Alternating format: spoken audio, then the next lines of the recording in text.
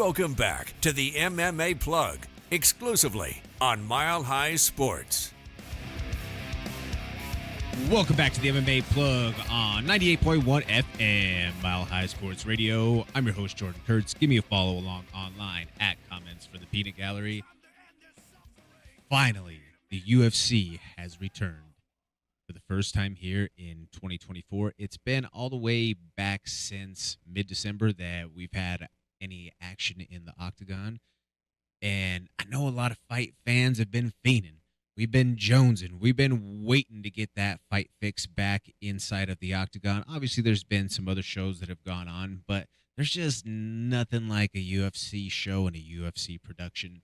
And we get this card brought back to us here in 2024 with a showcase in the main event slot from some light heavyweights. We also have a couple of top-tier contenders in the flyweight division as well as the bantamweight division. A legend or two on the card. So, we're going to go through and talk a few of the matchups on this card and a few of the fights that I think are certainly worth keeping your eyes on. And the very first fight that we're going to talk about is obviously that main event. It's a rematch in the light heavyweight division between Magomed Ankalaev, who is going to be taking on Johnny Walker. Now, the last fight was a no contest due to that illegal knee that happened over there in Abu Dhabi. It was the infamous incident of Johnny Walker being asked, "Where are you?" or "What country are you in?" and him saying the desert versus him saying, UAE, and whatever they wanted for the technical answer there with that donkey show of a commission and a staff,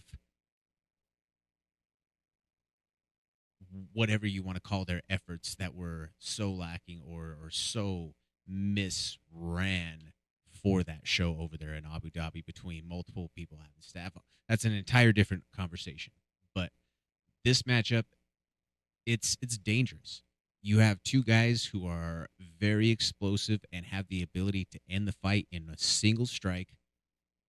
And you have somebody like Ankalaev, who is unfortunately, in his last three fights, he's like, I think you would consider that 1-0-2, I guess. That's, he had the win to set him up to put him into that title fight against Jan Blachowicz. Him and Jan have the fight that was controversially a draw. There's a lot of people who thought that Magomed got the better of Jan in that fight, but nevertheless, that fight was called a draw. Nobody won the title. And then in the next fight that he goes out there and has that fight ended in the first round due to the illegal knee, called a no contest. So he's had an unfortunate run of luck in the last couple of fights. But you have somebody like Johnny Walker, who, when he first initially came back from having that devastating shoulder injury and the reconstruction due to him doing the worm, but he bounced around to a couple of different camps. And for his first couple of fights with Coach Kavanaugh out there at SBG, I don't know. I don't know if this is the right move. The way that he's not really looking like his old self. He's not really. What made Johnny Walker dangerous was that he was so erratic and so unpredictable in so many times. And then he was just kind of a little bit more rhythmic. He was able to be timed. You had somebody like Jamal Hill who put his lights out in one of the most, and no disrespect to Johnny, but one of the most comical ways that we've ever seen somebody get knocked out. But Johnny Walker has continued to win over the course of his last few fights, and that's put him in this position going up against the guy who's on the outside looking in of a title shot in Magomed Ankalaev. Should Johnny Walker be able to pull this off, he's right there in the title mix once again, and he is able to kind of get himself back to where people were talking about him, 2018-ish, around in there, when he was just lighting up the scene with knockout after knockout, and people thought that, he was eventually going to be the usurper for John Jones. Again, though, Magomed Ankalaev is very solid all the way around. He's a Dagestani guy who is a very proficient striker. He can grapple. I think that he has more routes to victory than Johnny Walker does. But this being a rematch, Johnny Walker probably feels like he has a little bit of something to prove here. It's definitely worth keeping your eyes on there with these big guys who have that explosive power to be able to end it on any given strike. In the co-main event, we dip down to the men's flyweight division, and we have two top-ranked flyweights. You have Matheus Nicolau, who's taken on Manel Kape. Now, this is also a rematch. The first fight was a split decision victory for Matheus Nicolau. Manel Kape has spoken many a times in his all too well-known boisterous ways across any platform that will give him the opportunity that he felt like he was slighted in that split decision loss against Nicolau the first time through. I mean, Kape is a very talented fighter. He is explosive. We've seen him finish fights with flying knees. He's a guy who has a lot of experience prior to getting to the UFC. He was a champion overseas in Japan. He fought in Rise. He's fought all over the place. His antics, a lot of people don't really jump on the Manel Kape bandwagon because of things that he's done throughout his career outside of the cage. All the way back to when he slapped Uncle Creepy, before their fight. Ian McCall is one of the guys who was always a very well thought of and respected fighter, and then he goes and disrespects him in that fashion. That put a bad taste in a lot of people's mouth for Manel right away years ago.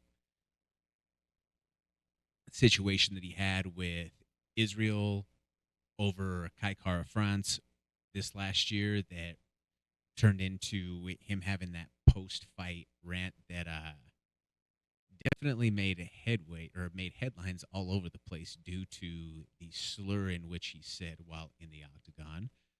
Definitely can't say one of those on the air. Danny will be over here trying to wring my neck if I try to quote Manel Kape on that one. But again, it's a couple of guys who are top tier contenders in the flyweight division. Matheus Nicolau is certainly a talented guy. He was just earlier this last year in a title eliminator fight, and he got knocked out by Brandon Royval. He's looking to try to come back and get his hand raised now.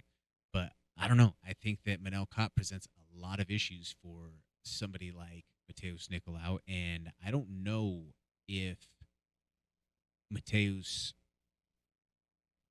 is going to be able to right the ship once again. That first fight was very tight. It was very close. And I think that Kape has kind of gotten his wheels underneath him now that he's been in the UFC for a few fights, and I wouldn't be surprised if this one goes Kape's way. In the feature fight of the night, you have a legend. You have A10 Jim Miller. He's going out there taking on Mowgli Gabriel Benitez. Now, if you are a fight fan, and this is no disrespect to Gabriel Benitez, none at all, none whatsoever, but if you are a fight fan, just a purist of mixed martial arts, and have followed the UFC for some time, we need Jim Miller to get in and out of this fight clean. Why do I say that? Because we must have Jim Miller fight on UFC 300 in a couple of months, because that would be historic. Jim Miller would then become the only guy to fight on UFC 100, UFC 200, and then now UFC 300. So we need the legend to be able to get in and out of this fight clean so that he is healthy and able to then prepare for a matchup on that historic UFC 300 card. We've got to have that happen. Fight gods, please align and let this be the situation for us. A few other fights to keep your eye on throughout the rest of the card. You have another ranked matchup in the bantamweight division. You have Ricky Simón, who's taken on Mario Bautista. Ricky Simón always has a very wrestle-heavy style, but he's also got some pop in his hands. He's going to be very forward-oriented with his pace and his pressure. You have Mario Bautista, who's very slick. He trains with a lot of very talented bantamweights and guys around that weight class down in Arizona. This is a fight that I think it's a pick'em. It's a styles clash, and you might see Bautista be able to clip and catch Ricky, but you also might see Ricky just be a juggernaut, walk through the space that Bautista needs to be able to be creative to let that striking go. And Yeah, this one is a tremendous matchup that I think you absolutely need to tune in for there in the bantamweight division. Then you have Phil Haas, who's taken on Bruno Ferreira. That is, this is a matchup that I personally believe this one does not go to the cards. It absolutely doesn't go to the cards. It's a fight where when you're taking a look at Bruno Ferreira's record, he is 10-1. He has 10 finishes. His one loss does happen to come off of a KO from a counter right hand. However, when we take a look then at Phil Haas, he's sitting on a 2-fight skid, and all of his losses are finishes, 4 of which are KO TKOs, one of those being a submission. Now, Haas has absolutely got the stronger resume in this matchup. He's fought the likes of PFL champ Lewis Put the Guns Down Taylor. That was in the PFL title fight. He's fought in Julian Marquez. That was on the Contender Series. Julian knocked him out with the head kick on that card. He's fought in Jacob Malkoun. He's fought in Ikram Alaskarov. Alaskarov knocked him out. He's fought in Roman Dolidze. He's fought in Nasruddin Imavov. And he's fought in Chris Curtis. All very, very tough middleweights who are savages in their own respect. So when you look at the resumes, Haas absolutely has the advantage on that side of things. But that's why I believe that on one side or the other, this fight does not go the distance. I can't really give you a lean in either direction. If I were to say to maybe slightly go one way, it would potentially be Bruno just because he's so vicious. But I absolutely believe that this one does not go the distance. So if you're asking me which one to put the hammer down on, it's definitely that one right there.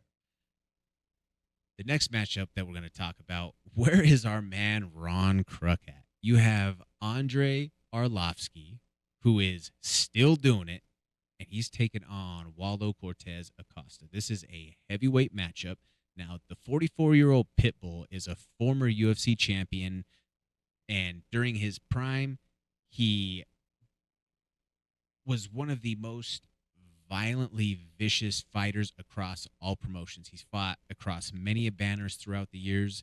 He is one that, there were people who 10 years ago thought that he was maybe going to retire, and then he had a resurgence through time, and he's had a couple of different runs throughout the arc of his career. Since 2020, he is 6-3, ladies and gentlemen. He's evolved his style to be a crafty veteran who can win the long game as opposed to being that explosively violent finisher that he once was during his championship reign in his prime years. But the problem is, folks, is he's currently sitting on a 2-fight skid with both of those fights coming by way of finish, and he has got the hungry salsa boy who throws one hell of a fastball ready to get locked in there with him. No, seriously, Waldo Cortes-Acosta has a world-class fastball. He was once a member of the Cincinnati Reds organization as a pitcher. So him being a guy who just has that type of whip and has the ability to twist off a punch, that's definitely something that is going to be a danger factor for Andre Arlovsky. If you're looking toward the side of things action-wise, shop your books wisely, whichever way you want to go about it. But I would say that if you find good value for a Cortes-Acosta knockout, then I think that could be an interesting play there. If he wins, I do see that it going in that fashion. If it goes the distance, I would like to lean in the direction that Arlovsky would be able to use point fighting and grappling, some wall work to be able to work to his advantage there. Next fight is a matchup in the welterweight division. We have Matheus Semmelsberger, who is going to be taking on Preston Parsons. Now, I don't know about you guys, and it's in this analysis, it's nothing against Preston Parsons, who is a talented prospect in his own respect, but I just love watching Semmelsberger fight. The guy is flat out exciting. Even in a couple of the fights that he's dropped, he's still put on exciting performances. So him getting back in there to start off the year, I'm certainly going to be keeping my eyes on that matchup there on the prelims for this weekend. Then in another matchup here, we have Marcus McGee, another one of those talented guys coming out of the MMA lab. We just spoke about Batista, who comes out of that same camp, but he's going to be taking on the very talented striker and top-tier kickboxer in Gaston Bolaños. Now, Gaston Bolaños, he fought in Bellator for a while, especially was a premier fighter within their ranks and their roster when they offered the Bellator kickboxing shows. And Gaston is a guy who he is going to be very explosive on the feet if you give him the space to be able to operate. But Marcus McGee is a little bit older. He's a savage, gritty, grizzled veteran who's came in and announced his presence with authority as soon as he got the opportunity to hop into the UFC. And I think that he's going to go out there and try to be that bulldog once again and not allow Gaston to be able to operate. Somebody like Gaston likes to be able to have space to let his kicking open up everything else. And if you take that away from him, you're going to get him out of rhythm, even if it's just mentally. It's going to take away a major aspect of what he likes to go to the well to, or the tactics and the skills that he likes to put into effect while he goes out there and fights. So I think that that's going to be an exciting matchup as well. And then talking about a last two here, and one of them being just because of the personal tie and the connection here, Tom Nolan takes on Nicolas Mota.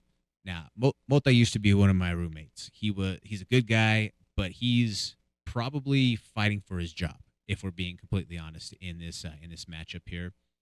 He's fighting a dangerous Aussie prospect who is undefeated, who is fresh off of the Contender Series and riding a 4-fight knockout streak.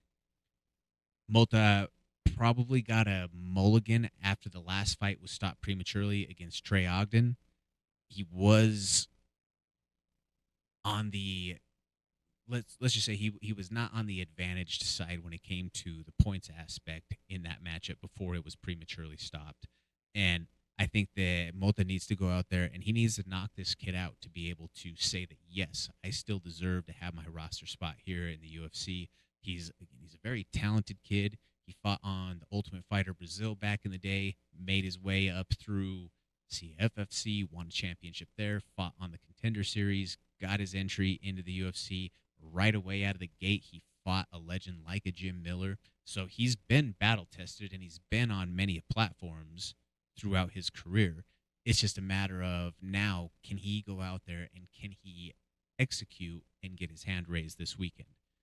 And then another matchup that I think is flying under the radar, and it's especially because it's going to be by the card layout as it is right now, or the bout placement and schedule.